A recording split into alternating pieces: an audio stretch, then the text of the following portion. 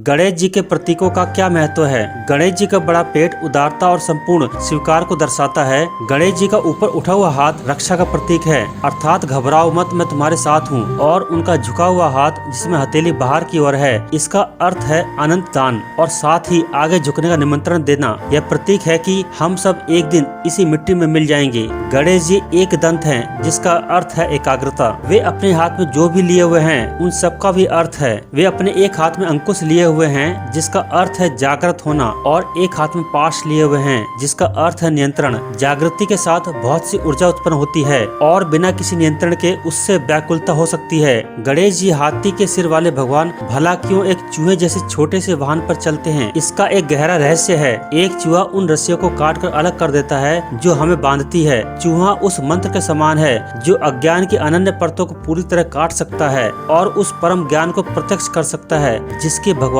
गणेश प्रतीक हैं। हमारे प्राचीन ऋषि इतने गहन बुद्धिशाली थे कि उन्होंने दिव्यता को शब्दों के बजाय उन प्रतीकों के रूप में दर्शाया, क्योंकि शब्द तो समय के साथ बदल जाते हैं लेकिन प्रतीक कभी नहीं बदलते। तो जब भी हम उस सर्वव्यापी का ध्यान करें, हमें इन गहरे प्रतीकों को अपने मन में रखना चाहिए, जैसे हाथी के सिर वाले भगवान। और उसी समय हम यह भी याद रखें कि भगवान हमारे भीतर ही है। यह वह ज्ञान है जिसके साथ हमें गणेश चतुर्थी मनानी चाहिए। हाथी का ही सिर क्यों? हाथी ज्ञान शक्ति और कर्म शक्ति दोनों का ही प्रतीक है। एक हाथी के मुख्य गुण होते हैं बुद्धि और सहजता। एक हाथी का विशालकाय सिर बुद्धि और ज्ञान का सूचक है। हाथी कभी भी अवरोधों से बचकर नहीं निकलते, ना ही उनसे रुकते हैं। वे केवल उन्हें अपने मार्ग से हटा देते हैं और आगे बढ़ते हैं। यह सहजता का प्रतीक है। इसीलिए जब हम भगवान गणेश की पूजा करते हैं तो हमारे भीतर से सभी गुण जागृत हो जाते हैं और हम ये गुण ले लेते हैं।